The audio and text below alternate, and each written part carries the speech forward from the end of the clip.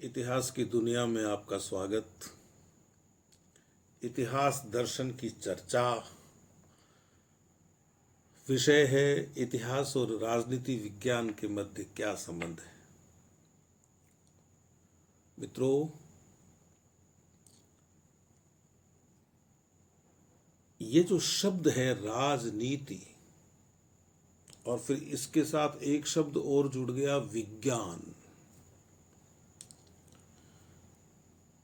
हम पहले राजनीति शास्त्र बोला करते थे, अब भी बोलते हैं,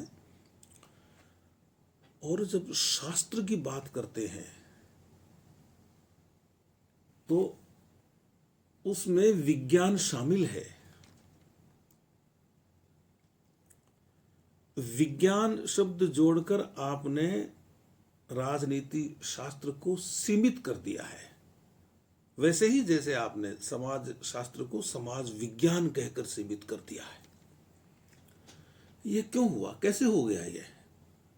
यह इस तरह हो गया कि हमारे जो विद्वान हैं, अनेक विद्वान, वे पश्चिम में जो विचार उठता है और फिर वह विचार फैल जाता है और फिर उसकी गूंज भारत तक आती है, तो वे उस विचार को अनुवाद करके ग्रहण कर लेते हैं। उन्होंने पॉलिटिकल साइंस कहा, हम उसे पॉलिटिकल साइंस के नाम से पढ़ाते या लिखते तो हम उनका दर्शन समझ सकते थे, लेकिन हमने उसे राजनीति विज्ञान कर दिया अनुवाद के चक्कर में। ऐसा कई विषयों के साथ हुआ है।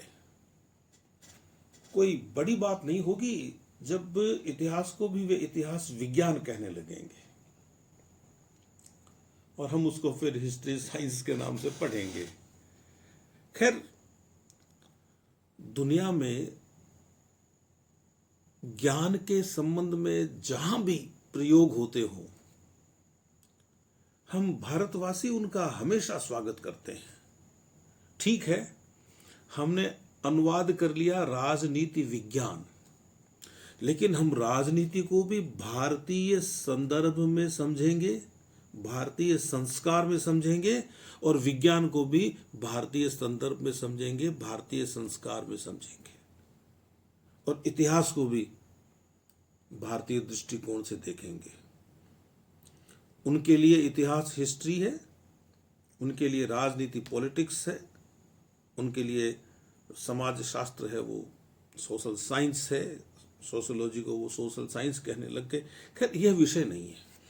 विषय यह है कि वे अपने यहाँ सोशल साइंस की बात करें, पॉलिटिकल साइंस की बात करें, उनकी की हुई बातों को हम भी जहां जरूरत होगी वहां बताएंगे, उन पर चर्चा करेंगे, क्योंकि किसी भी विषय में इस भूमि पर कहीं भी कोई काम होगा तो उस काम को जानना हमारा दायित्व है।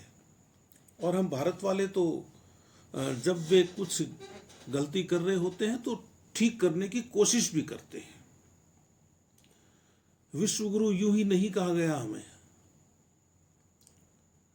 तो वे उनका पॉलिटिक्स, उनका साइंस अलग है, और अपना राजनीति या जिसको राजनय कहना चाहिए वो अलग है, अपना विज्ञान अलग है। राजनीति और विज्ञान, जब इसकी बात हम कर रहे हैं तो भारतीय संदर्भों में कर रहे हैं, यह आप ध्यान रखें। ये जो विज्ञान शब्द है, इस शब्द का भारतीय अर्थ और साइंस शब्द का पश्चिमी अर्थ मैं चर्चा कर चुका हूं इस बात पर पहले भी, और मैंने बहुत बार कहा कि वे साइंस को भी खांचों में बांट के देखते हैं कि ये नेचुरल साइंस है, ये एप्लाइड साइंस है। कोई दिक्कत नहीं है। विषयों का विभाजन और उपविभाजन तो करना होगा, अध्ययन की सुविधा के लिए हम भी बहुत करते हैं। लेकिन मैंने जब तुलना की थी इतिहास और विज्ञान की, तो मेरी कोशिश थी कि मैं भारतीय संदर्भ भी आपको समझाऊं और आपको उनके संदर्भ भी बता दूं।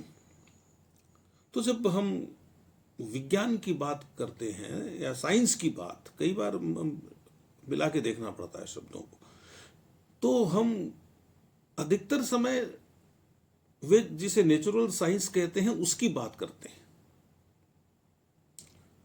नेचुरल साइंस वह जिसमें प्रकृति का अध्ययन हो,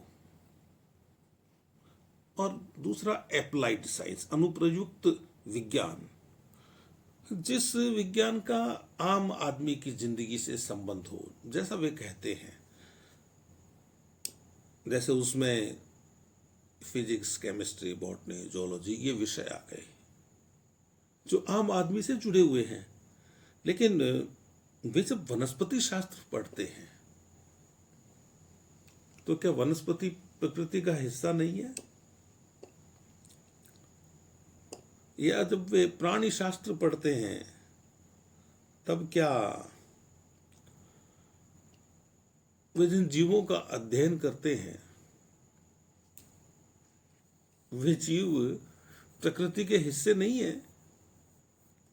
अध्ययन की सुविधा के लिए वे कर रहे हैं। लेकिन हमने जब बात की थी तो नेचुरल साइंस के संबंध में की थी। उदाहरण जरूर मैं अप्लाइड साइंस के देता रहा समझाने के लिए, लेकिन हम यहाँ चीज़ों को भारतीय संदर्भ में देखेंगे और पश्चिमी संदर्भ में भी देखेंगे, क्योंकि चर्चा हो रही है, दुनिया में बातें हुई है, तो फिर वो हमारे अध्ययन का हिस्सा होनी चाहिए। तो अब राजनीति को या राजनीति विज्ञान को या राजनीति शास्त्र को, कुछ भी कह लीजिए, आप इतिहास से अलग करेंगे कैसे? संभव ही नहीं है। दोनों के बीच में बड़ी गहरी बॉन्डिंग है, बहुत जबरदस्त बंधुता है, दोनों में बंधन है। और यह बंधन इस तरह का है कि पश्चिम वालों ने तो यहां तक कह दिया कि history is a past politics, Freeman ने कहा। हमारे तो बातें समझ में आई हुई हैं कि राजनीति और इतिहास अलग नहीं है, किसी भी रूप में नहीं है। लेकिन जिनके समझ में नहीं आई हुई थी उन्होंने फिर ऐसी बातें की कि ये पास्ट पॉलिटिक्स है, बीता हुआ राजनीति का समय या बीती हुई राजनीति अतीत की राजनीति है। तो जब वे ऐसा कहते हैं, अच्छा वे कुछ और भी कहते हैं। जैसे एक्टन ने कहा कि राजनीति की मुख्य धारा इतिहास है, यह नदी के बालू में स्वर्ण कण के समान है। उपमाएं दी जा सकती हैं, उपमाओं के बिना विषयों को समझाया नहीं जा सकता। लेकिन उन्होंने इसे अपने तरीके से समझा कि नदी बहती है, पीछे जो बालू छोड़ जाती है, उस बालू में जो सोने के कण होते हैं वह इतिहास है और बाकी राजनीति है। असल बात यह है कि आप यदि पीछे मुड़कर देखें, आप सिंधु घाटी सभ्यता जिसे कहते थे और अब जिसे हम सिंधु सरस्वती सभ्यता कहने लग गए हैं, इस सभ्यता में हड़प्पा और मोहनजोदड़ो में प्रारंभ में खुदाई हुई। वहाँ की इमारतों को देखकर हमारे इतिहास के मित्रों ने क्या कहा कि ये अनाज के गोदाम हैं, यह स्नानागार है, और साहब ये जो जगह मिली है, ये जो भवन मिला है, इस भवन को ठीक तरीके से देखने से लगता है कि यहाँ बैठकें हुआ करती होंगी, यहाँ से शासन चलता होगा। हम सिंधु संस्कृति की बात कर रहे हैं, जो हम बहुत पीछे नहीं जाना चाहिए, और भी पीछे, बहुत पीछे तक जाने की स्थिति बन रही है नए शोधों के अनुसार। लेकिन जो जो पहले की बातें हैं उनके हिसाब से भी यदि आप चलें तो आप ये देखेंगे कि जिनकी हम लिपि नहीं पढ़ पाए, उनकी हम राजनीति पढ़ रहे हैं कि यहां से शासन संचालित होता होगा। अब जहां शासन आ गया वहां राज्य आ गया। तो जब राज्य की बात होगी तो राजनय की बात होगी, राजनीति की बात होगी। और जब राजनीति की बात होगी तो इतिहास की बात भी होगी। हम इतिहास के अध्ययन के अंतर्गत यह देख रहे हैं कि उनकी शासन की व्यवस्था क्या रही होगी। आप इसे यूं समझिए कि जब इंसान गुफाओं से निकलकर मैदानों में आया होगा, वह रीढ़ सीधी करके चलने लगा होगा और वह समूहों में रहने लगा होगा, और उन समूहों के बीच में जब संघर्ष की स्थिति बनी होगी तो प्रत्येक समूह ने अपना कोई नेता चुना होगा, नेता चुनने की कोई प्रक्रिया बनाई होगी, राजन चुना होगा, जो भी नाम उन्होंने दिया उसको। वह जो नेता है उसके कहे अनुसार सब चलते होंगे। सामूहिक हित का प्रश्न जहां आता है वहां राज्य बन जाता है, लोगों के सामूहिक हित का प्रश्न। और कोई बात नहीं मानने वाला होगा तो उसको बात मनाने के तरीके भी फिर वो देखेगा। यानी इस इंसान के समझदार होने की शुरुआत शासन से होती है,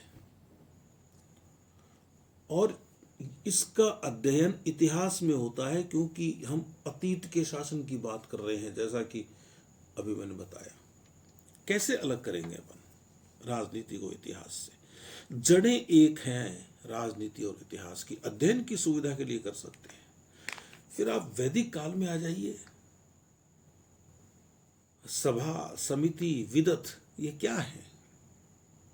कहीं राज्य शब्द काम में आता है, फिर आगे जाके दूसरे ग्रंथों में साम्राज्य शब्द चर्चा में आया, उस पर ध्यान गया, वैराज्य शब्द पर ध्यान गया। ये क्या है? ये सब इंसानों पर शासन कैसे किया जाता था, यह बताने की चीजें हैं। यह सब हमें बताता है कि इंसानों पर इंसान शासन कैसे करते थे, किस पद्धति से करते थे। ऋग्वेद में जानकारी मिल रही है सभा, समिति और विदत की। ये संस्थाएं हैं लोगों की। तो जहां राज्य है और जहां राज्य से संबंधित संस्थाएं हैं, और संस्थाओं में जहां लोग जुड़े हुए हैं, और उन संस्थाओं की एक पद्धति है शासन करने की, लोगों को यह बताने की कि आपको ऐसे चलना है, एक सामूहिक हित दिखाई देता है उसमें। तो राजनीति और इतिहास को हम अलग कर नहीं सकते। यह एक अध्ययन की सुविधा है। हम अतीत का अध्ययन करते हैं तो वह राजनीति हमसे पूरी तरह से जुड़ जाती है, और जब हम वर्तमान में आते हैं तो राजनीति को थोड़ा अलग करके देख लेते हैं, क्योंकि वह वर्तमान का विषय है। और वैसे तो आप जानते ही हैं कि हर इतिहास अपने आप में वर्तमान ही होता है, लेकिन यहाँ उस संबंध को, उस बात को सिद्ध करने की आवश्यकता है नहीं। वस्तुतः क्या हुआ कि 19वीं शताब्दी में और फिर 20वीं शताब्दी में इन विषयों का धीरे धीरे आप कह सकते हैं व्यावसायीकरण हुआ। यानी हर विषय अपनी एक अलग पहचान पाने के लिए तड़पने लगा। उस विषय के अध्येताओं ने उसको अपनी एक अलग पहचान दी। और विषय में भी यदि उपविषय निकल कर आए हैं तो उन उपविषयों के अध्येताओं ने और उन उपविषयों को अलग पहचान दी। तो अध्ययन की सुविधा के लिए राजनीति विज्ञान अपने आप में बड़ा महत्वपूर्ण विषय है और उसे अलग से पढ़ा जाना चाहिए, लेकिन इतिहास से कहीं उसकी संबद्धता कम नहीं होती है, ये आपको ध्यान रखना चाहिए। दूसरी बात यह है कि ये जो पॉलिटिकल साइंस है ये हमारे लिए जरूरी इसलिए भी हो जाता है कि ये जो राज्य जिसका मैं जिक्र करता हूं, सरकार जिसका मैं जिक्र करता हूं, ये सरकार तो लोगों को जोड़ने का काम करती है ना। पहले कोई एक गांव का मुखिया होता है, फिर 10 गांवों का मुखिया, 20 गांवों का मुखिया। तो ये गांवों को जोड़ने का मतलब क्या है कि हम जहां विभिन्नताएं हैं उन विभिन्नताओं को छोड़ते हुए और जहां समानताएं हैं उनको आपस में मिलाकर और हम लोगों को एक निश्चित पद्धति में ढालना चाहते हैं, और वह पद्धति शासन की पद्धति है। अब आप देखिए, जब जर्मनी और इटली का एकीकरण हुआ तो एकीकरण के बाद में उनकी कोशिश क्या होगी कि जिन जिन राज्यों को मिलाकर एक किया है, हम विभिन्न राजनीतिक सिद्धांतों के आधार पर अध्ययन करके लोगों को यह बताने की कोशिश करें कि साहब पहले भी ऐसे ही होता था, हाँ हम तो एक हैं, हमारी तो जड़ें एक हैं। चीन ने तिब्बत अपने कब्जे में ले लिया और उसकी पूरी कोशिश क्या रही और क्या चल रही है कि तिब्बत वालों को वह यह समझाने की कोशिश करे कि आपका तो जो मूल है वो हमसे जुड़ा हुआ है। और ये जो राजनीति वे करेंगे तो फिर भविष्य में इतिहास वाले ये बात जरूर कहेंगे कि तिब्बत का जो मूल संस्कार है वह तो भारतीय है, लेकिन चूंकि चीन ने उस पर कब्जा कर लिया था इसलिए वह उन संस्कारों को नष्ट करना चाहता था। इसलिए उसने बार बार तिब्बत वालों को दबाव में लिया कि भाई तुम हमारे हिसाब से चलो, तुमको ये सीखना है, ये करना है, वो करना है, ऐसे रहना है। तो हमें ये चीज देखनी पड़ेगी। ये जो नेशन स्टेट का जो कॉन्सेप्ट आया यूरोप और अमेरिका में, खासतौर से यूरोप में, ये जो नेशन स्टेट है, वे जो राष्ट्र राज्य की बात करते हैं, वो एक तरह से क्या है कि विभिन्न भौगोलिक इकाइयों को आपस में मिला देना है और फिर बाद में ऐतिहासिक आधार पर और दूसरे आधारों पर यह सिद्ध करना कि हम तो एक ही हैं। लेकिन हमारे यहाँ के विद्वान इस राष्ट्र राज्य को और भारत में ये जो नेशन स्टेट है उसको यदि वो भारत का राष्ट्र राज्य कहते हैं तो गलती करते हैं, क्योंकि हमारे राष्ट्र की अवधारणा बड़ी व्यापक है। हमारी राष्ट्र की अवधारणा, इसकी चर्चा भी मैं कर चुका हूं पिछले अंकों में और फिर कभी अवसर आएगा तो बताऊंगा। ये जो राष्ट्र की अवधारणा है हमारी भौतिक नहीं है, आप इतना सा समझ लीजिए। हम भौतिक दृष्टि से राष्ट्र नहीं है। भौतिक दृष्टि से तो हम देश बन सकते हैं, एक भूमि है। राष्ट्र का तो हमें बोध होता है, राष्ट्रवाद कुछ होता ही नहीं है। सुविधा के लिए लोग बोल देते हैं राष्ट्रबोध। आप अच्छे मान लो विद्वान हैं और आप अमेरिका में चले गए, आपको वहां बसना पड़ गया, आप वहां के नागरिक बन गए। जब दिवाली आएगी, होली आएगी, स्वतंत्रता दिवस आएगा, गणतंत्र दिवस आएगा, तब आप क्या करेंगे? अपने घर में दिए जलाएंगे, आप होली खेलेंगे, आप ध्वजारोहण करेंगे, झंडे को सलामी देंगे, तिरंगे को। आप भारतीय तो नहीं रहे, नागरिकता तो आपने वहां की ले ली, लेकिन इस दिल में भारत धड़कता है आपके, और यही राष्ट्रबोध है।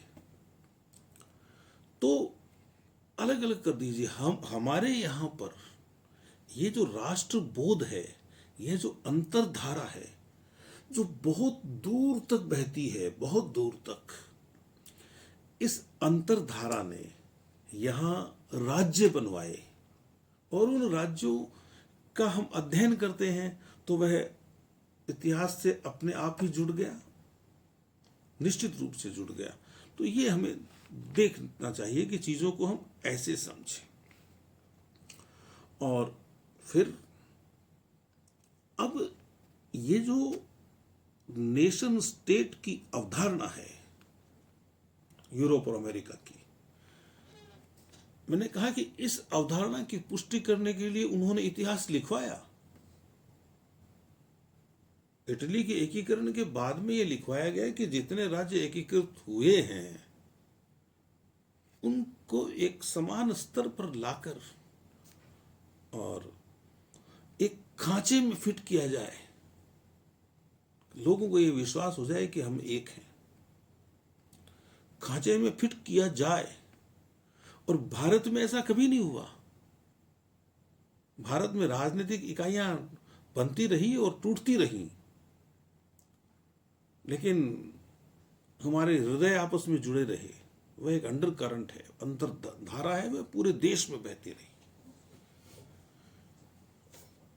उसके लिए कहीं कोई विंध्याचल की या अरावली की पर्वतमाला आड़े नहीं आई, ये देखने की बात है।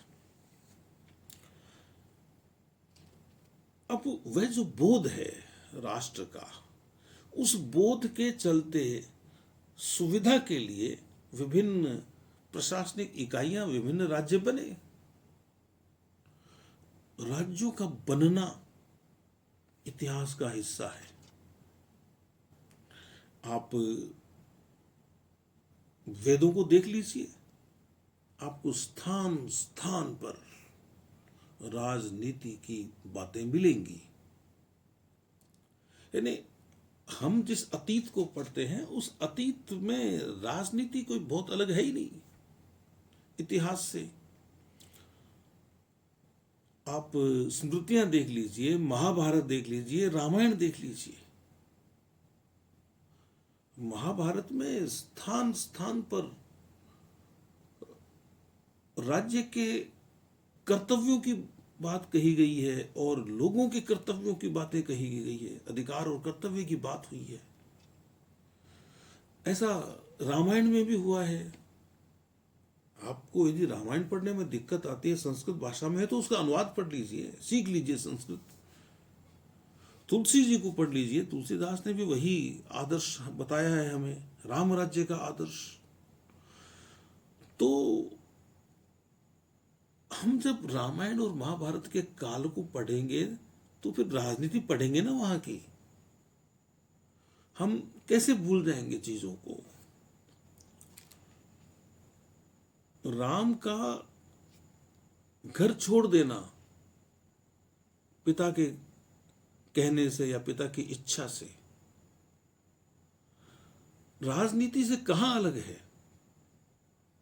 एक अवसर छोड़ा जा रहा है, राज्य का मुखिया बनने का अवसर, राजा बनने का अवसर।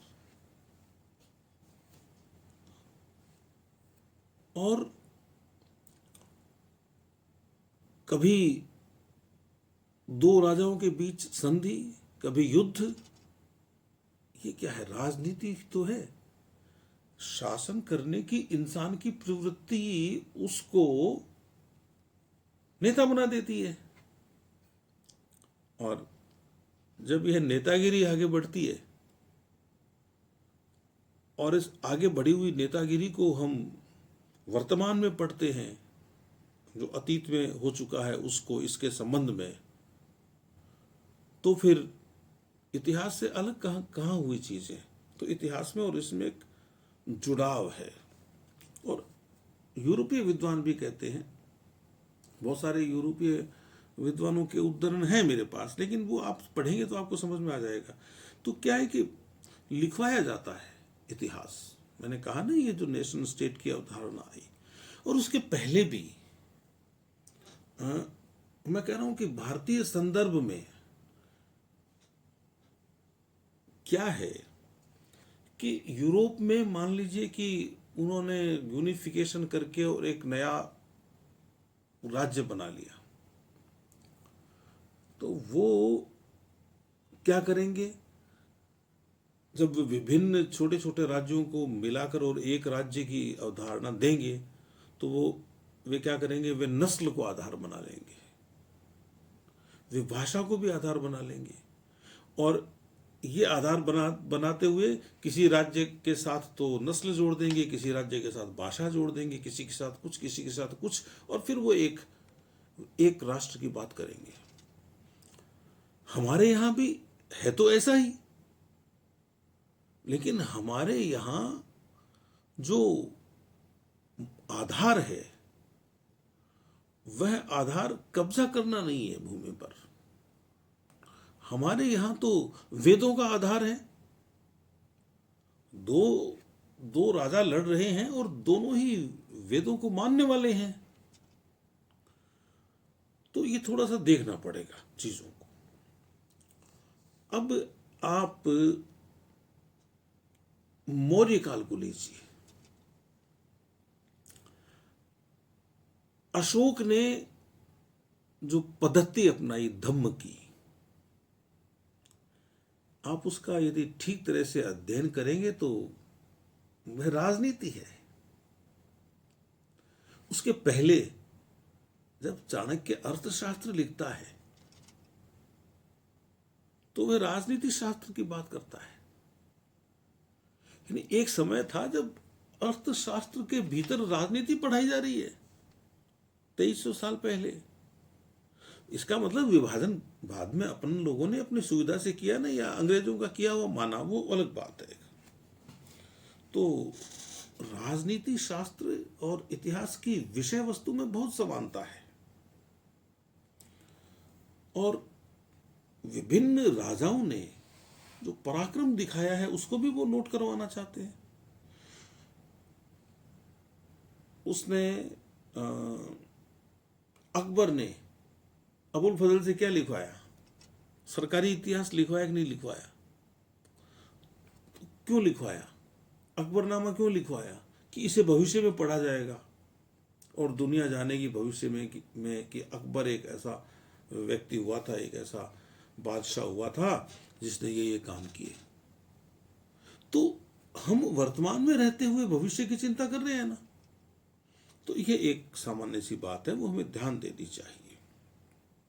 फिर व्यक्ति अपने आप में एक यूनिट है, एक इकाई है, लेकिन उस इकाई का महत्व तब है जब वह स्वयं से बड़ी इकाई परिवार का सदस्य है। परिवार से ग्राम, उसके बाद में फिर विश्व, दूसरी अवधारणाएं आती हैं और राज्य बनता है। आप प्राचीन भारत देख लीजिए। तो मैं ये कहना चाहता हूं कि कहीं ये जो शासन करने की बातें हैं, शासन करने के तरीके हैं, ये इतिहास से अलग नहीं है। और इस विषय पर जो रह गया है कहना, वह अपन अगली मुलाकात में कहेंगे। तब तक अपने इस साथी को आप आज्ञा दीजिए। नमस्ते।